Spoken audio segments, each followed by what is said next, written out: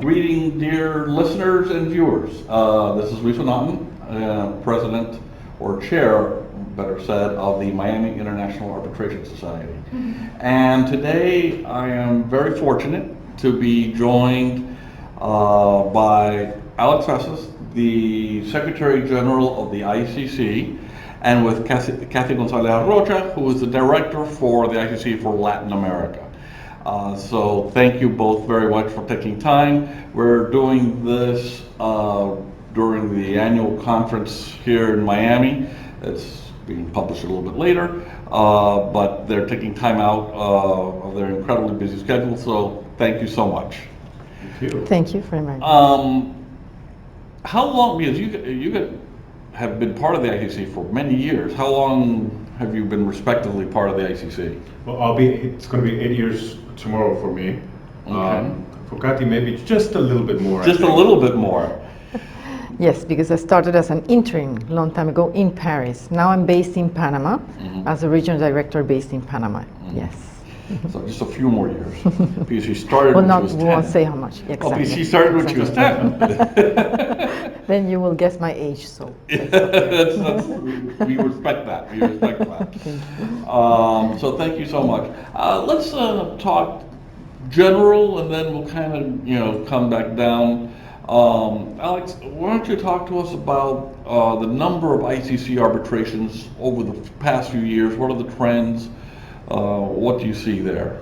Well, it looks good, Luis, and thank you for inviting both of us to share insights with you in Miami. I think it's probably no better place to do that for many reasons.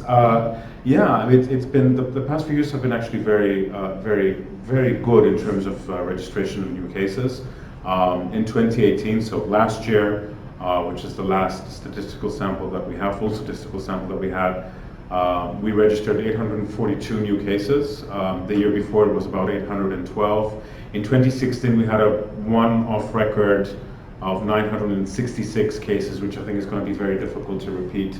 That was an unusual circumstance. It was an unusual circumstance, but I mean, with that one excluded, basically every other year has actually gone up, and I hope that when your viewers will be seeing this video in early 2020, what I just said will be confirmed also for the numbers of 2019. And I suspect it's not just the number of arbitrations, but the value of the arbitrations also keeps on going up. That is true. That is true. Average value in dispute in all pending cases in 2018 again was over 110 million. Obviously, the way that a case starts in terms of claims and the dollar value of these claims is different from, as you know very well, as to what in comparison to what those claims will be later on in the proceedings. So, pending cases always account for more than cases that have just been filed, but that has been growing. And what also has been growing is the allocation between the caseload of different amount in dispute. So, although 110 is the average, we have about 20 to 30% of our cases every year with an amount in dispute below 2 million. So that shows really the variety of cases that or disputes that actually come to ICC arbitration, and how fitting and flexible our system is in being able to administer all of them despite the differences in the amounts. A little bit later on, I want to drill down on that 2 million, because obviously that triggers It's an important number. Yeah. Yes, it's an important number, although that number might go up, as I understand. It might. Sticking with the ICC in general, where do most of the cases come from? Again, being in Miami, I'm very happy to say that Latin America is one of the areas, and Cathy can definitely share her insights in this regard, is one of the areas of the geographical areas where we see a lot of cases being filed from. Traditionally, Western Europe, Latin America, and parts of the Middle East and the Gulf are the three main sources of disputes that come to ICC arbitration.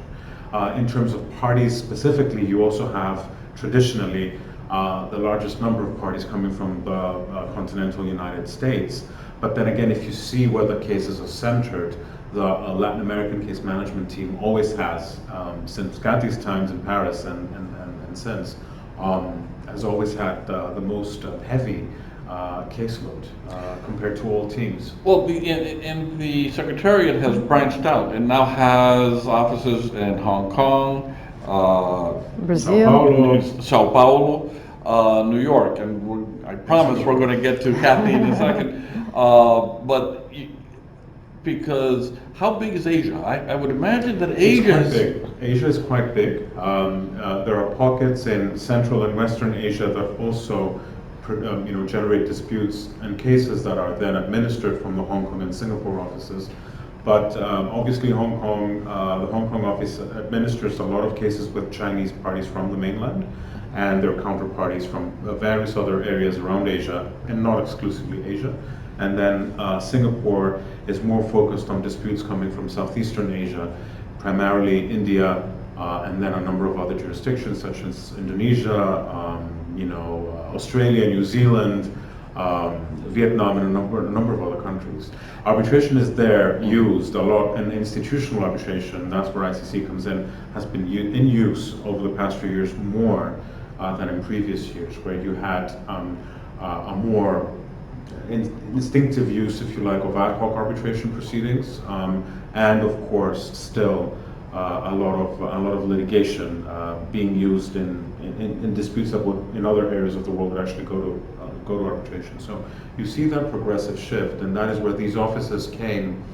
The establishment of these offices came at the right time, both for Hong Kong and for Singapore, because they're now capturing that change and they're allowing us to provide our services locally. And I have to believe that last part, being able to provide local services in their time zone, has to be to the user very. I think it's extremely important to be able for a counsel to come up to the office and file physically, or to be able to call and find someone at that moment within the local business hours, get an immediate response on queries as to how the rules are applied, or when a letter will be coming, or when a decision might be coming, I think is extremely important. And obviously it allows us to better organize not just our case management activities, but our business development activities as well. Mm-hmm. Well, yeah, a nice segue into Cathy. Cathy, Latin America, first of all, Latin America has always had been an important part of the ICC, because you see many of the Secretary Generals, the Council have all, I think we're rightfully proud of the people, some of the great arbitrators that have come out of there from Latin America. Where does the ICC get most of its work from Latin American parties? We see in the ICC statistics that back in the early 90s we had roughly it was 3% of the parties came from Latin America, and now we see that it's up to 15%, and it keeps increasing each year. So we see that this growth is constant, and we see it also within the Secretariat, and now the creation of this team in Brazil, which has brought, of course, more cases also. And as it was mentioned, one of the greatest advantages is the fact that you have this direct contact with the parties on the same time zone, so that's really a great advantage. We see that most of the parties from Latin America come in ICC cases from Mexico, Brazil, and Argentina. So, and these are also the places of arbitration. I guess this was one of your next questions that are chosen by the parties also, that we see in the statistics. Now, Brazil is an incredible case, because the numbers there are quite surprising when you first see them. How many arbitrations does the ICC do in Brazil? I think the current number is between 50 and 60 administered by the team there, but it's not the full number of Brazilian cases that we have. And I say that because we've actually taken our time in transferring pending cases from the Paris-based teams to the Sao Paulo team, because we really wanted to make sure that the team benefits from something that most other teams can't, and that is, being able to take its time with accustoming itself to the processes and building the case flow progressively. So we only transfer or assign cases there, always taking into account, the size of the team and the fact that it's a new team. So It's not the full amount of cases that we have. Still, cases are administered. Brazilian cases are still administered also by Juan Pablo Argentato's team in Paris. And New York also receives And New York requests in as well. Spanish sometimes. Correct. Also, we do. Mhm. Now the Sao Paulo office is more than that. It's important because there you accept payment in reais, right? There is a scale that applies in cases administered by that office, which is not the habitual US dollar scale. It's a scale in Brazilian reais, yes. You know, And for that reason, of course, one needs to be mindful of which cases are assigned, because then, of course, you could always, run the risk of a certain abuse. So obviously, the scale is a little bit different from the dollar scale. So only cases that are between Brazilian parties are primarily eligible for administration by the Sao Paulo team. And then there are certain other cases that might also be eligible upon party agreement. So it's, again, a rather succinct part of the ICC caseload only that is administered there for that reason as well. But the Sao Paulo office, from what you're telling me, it's the full part of the Secretariat. I mean, it's not just a business office. You have counsel there that are actually administering the cases. Absolutely. So there's a full case management team, legal staff, senior legal staff, admin staff, taking care of cases. Absolutely. As in New York, yes. Right, as in New And York Hong Kong. and as in Hong Kong. Hong Kong, Singapore, Paris, of course. Right. Drilling down a little bit onto the parties, Latin American states play an important part in the arbitration, in the ICC arbitration. Can you talk to us about how, what size, how important that is as part of the Definitely. business? Yes, that's part of the important growth also that we have seen in arbitration, and that changed because when we were speaking about arbitration 17 years ago, this conference now that reunites us here, it's on the 17th year that we're organizing it, and 17 years ago we were talking about hostility in arbitration in Latin America. That has changed a lot, and we see it in the participation of states in these arbitrations. We have ICC statistics show that 12% of parties are roughly 12 to 14%. It's even more now, I think. Yeah, it's Yes, almost 15. Almost 15. 14.8%, I think, last year. There, something very interesting is that we see that the states are also creating their own teams more specialized on arbitration, and they are also acting as requesting the arbitration, which we did not see in the past.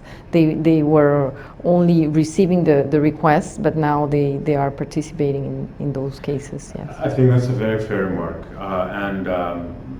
Parties, states and state-owned entities in Latin America amount for a big part of that 15% total number of parties that are states and state-owned entities across all geographical areas of the world in ICC arbitration. And they are much more organized, I think, and much more experienced in the way that they handle arbitrations, both as respondents but also as claimants, than other states and state-owned entities elsewhere in the world. And I think in the same vein, they represent their state interests in terms of policy making as well in the context of arbitration worldwide. So you see delegates at the conferences of the International Bar Association.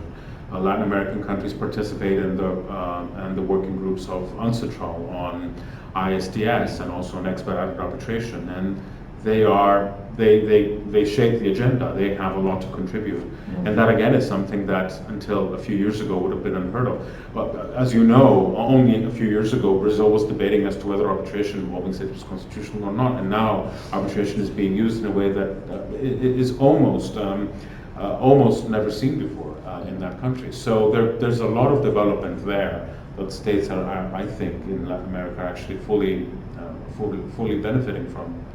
And do the states in general, but maybe Latin America in particular, are they demanding more transparency, or is that not something that's coming from them? Is that something coming from Europe?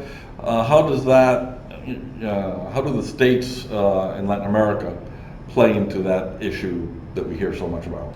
I think we will need to make a distinction, first of all, between investor-state disputes and purely commercial or contractual disputes. Obviously, on the ICC side of things, we see a lot more contract-based arbitrations than bilateral treaty-based arbitrations, where the demand for transparency is a little bit more established. I don't see states being currently the forerunners of sort of like there is a crusade for transparency in commercial cases in their own cases. I think on the more general side, they will say yes, being provided more information on the way that an institution operates is good. Understanding better the reasons behind this decision of an institution is good. But sometimes when it comes to a specific case, I think the interests of the state will always be measured in what is at stake in that case. So sometimes the need for transparency may diminish. Although it's interesting because there's a lot of public policy issues being, these concession agreements, and these are important disputes that you would think that they might want to have transparency, but all doesn't, not all what it seems to be all the time. They're very open to discuss because they have these new teams in Latin America, in some countries, working on specializing in arbitration. They are open to discuss with us, to participate in our task forces also. We have a specific task force working on these issues, on particularities of arbitrations involving states or state entities, and they are very open to participate. And how about transparency with respect to arbitrator appointments and things like that? I know that the ICC, we now have, you published the list of arbitrators. Is that something that the Latin American parties, including states, is that something that they're demanding, or is that something that the ICC is leading on, and they're just agreeing to it? They do agree. I think it's also a useful tool for all of them. At the same time, before this measure, as many other of the measures that we have taken recently were implemented, we did seek the views of various groups of users within ICC arbitration, including the one that was established first, which is the Latin American group, where you have, again, users of arbitration coming both from the business side and also from the state side, and they were very supportive of that. And as with many other things, we value a lot the input that we get from Latin American users, because there is a lot of experience that has accumulated. So, and it is an important area of our work. Latin America represents a very important area of our work. So we want to make sure that our recommendations manage to capture also the needs of the community here. So yes, I do believe that it is useful. I think it's also quite helpful in capturing and in showing what the actual pool of available and able arbitrators are in Latin America. And I think what we have seen through that is it's actually much wider than what one might originally expect. So both in terms of gender and in terms of a general skill set or specific skill set, and in terms of generational considerations and so on and so forth. So I think it's extremely beneficial. I want to wrap this up relatively quickly, so I'm going to just deal with two other topics. One would be the expedited proceedings, because I think that's so important. I'm wondering whether the expedited proceedings, have they had a bigger effect in Latin America than others? I'm just wondering, because I don't know the size of disputes. Are there many disputes that are less than $2 million coming from Latin America? Do you think that the expedited rules might lead to getting more cases out of Latin America? What do you see? What do you think? Well, we have seen a very good reaction from the users, as we have also consulted them before. That is part of the whole process of accepting these new rules, and they are very keen or looking forward to that using them. So at least we have seen that from the users that we have visited and interviewed in that respect. I perceive that there's that need in the Latin American community to, because they had that impression that ICC arbitration was only for very important amounts in disputes, and so this is a way to approach them that they have reacted positively. You know, also on the cost side, because it's less expensive. It's 20% less Exactly. expensive than Exactly. any other arbitration, and it lasts 6 months. So you get an award after 6 months. So I think the advantage of that mechanism is felt across all our caseload. And it's true that expedited arbitration, which is something of a novelty in terms of at least the time that it's been in use, is now, we're now starting to see it across, again, all regions, including Latin America. So I think there will be, to add on a little bit on what Cathy said, I think you will have more cases administered under expedited rules, and because of that, you'll have more cases being arbitrated than before. Okay, and now I want to finish up with talking about venues for you know, arbitrations handling Latin American parties. And how great is it to venue your arbitration in Miami? Again, it's a great place to either have your arbitration tribunal seated or to have hearings and other meetings. There is great infrastructure. There's a legal system that is supportive. There's a legal community that is thriving. I consciously leave everything that is related to climate and extra professional life last, but that is also an important consideration. And I think it's actually a good proof of the strengths that the city has to offer in that regard, that our biggest arbitration conference takes place for 17 years now in Miami, and we're getting ready to welcome some 670 participants tomorrow over a 2-day conference, which is stellar, I think.